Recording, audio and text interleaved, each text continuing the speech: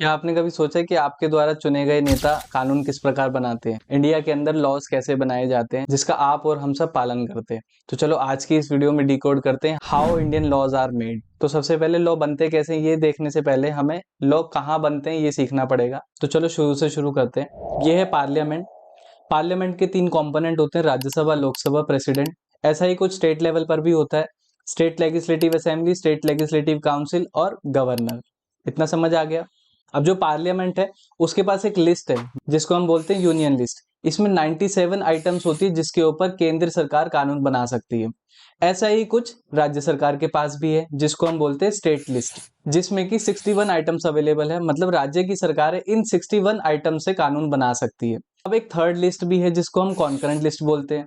इस concurrent list से राज्य की सरकार और केंद्र की सरकार दोनों ही कानून बना सकती है। अगर राज्य की सरकार कानून बनाती तो वो उस पर्टिकुलर राज्य के लिए ही एप्लीकेबल है। अगर केंद्र सरकार कानून बनाती तो वो पूरे भारत के लिए एप्लीकेबल है।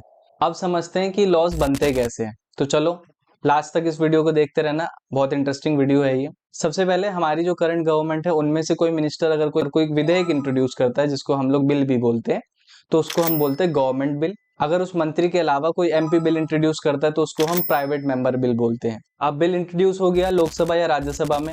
हम इस केस में लोकसभा में मान लेते हैं कि लोकसभा में बिल इंट्रोड्यूस हुआ। अब फर्स्ट रीडिंग होती है उस बिल की, जिसमें कि बिल के टाइटल और ऑब्जेक्टिव्स को डिस्कस किया जाता है। फिर सेकंड स्टेप में बिल को पार्लियामेंट्री कमेटी को दे दिया जाता है, जिसमें कि रिटायर्ड आईएएस अफसर्स या जो इंटेलेक्चुअल लोग हैं वो मौजूद होते हैं और उस बिल की वो डिटेल एनालिसिस करते हैं। उसमें जो खामियां हैं उसको एग्जामिन करते हैं और इस बिल में क्या क्या अमेंडमेंट्स होनी चाहिए, क्या क्या संशोधन होने चाहिए वो भी प्रपोज करते हैं।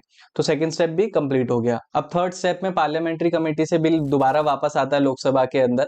लोकसभा के जो एमपी होते हैं वो इस स्टेप में डिटेल डिस्कशन करते हैं बिल के प्रोविजन के ऊपर, और जो पार्लियामेंट्री कमेटी ने रिकमेंडेशंस दिए उसके ऊपर भी डिटेल एनालिसिस होती है। और फिर फोर्थ स्टेप में बिल के ऊपर वोटिंग कराई जाती है। अगर उस बिल को मेजोरिटी ऑफ द वोट्स मिल जाते हैं जो एमपी प्रेजेंट है तो उस बिल को लोकसभा से पास मान लिया जाता है और फिर उस बिल को भेज देते हैं राज्यसभा।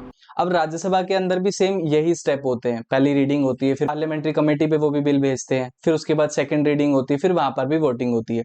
अगर राज्यसभा को उस बिल से कुछ प्रॉब्लम्स हैं, उसमें कुछ अमेंडमेंट्स करनी है, तो फिर राज्यसभा और लोकसभा एक जॉइंट मीटिंग भी ऑर्गेनाइज करते हैं जिसमें कि ये दोनों अपने डिस्प्यूट्स वहां पर सुलझा लेते हैं। और फिर एट द लास्ट उस बिल को प्रेसिडेंट पे भेज दिया जाता है उनकी मंजूरी के लिए।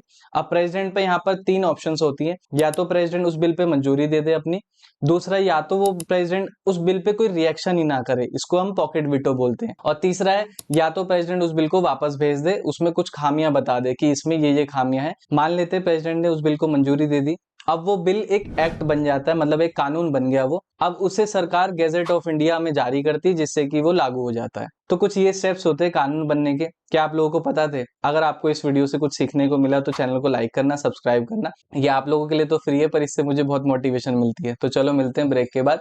सी you, bye bye, take care.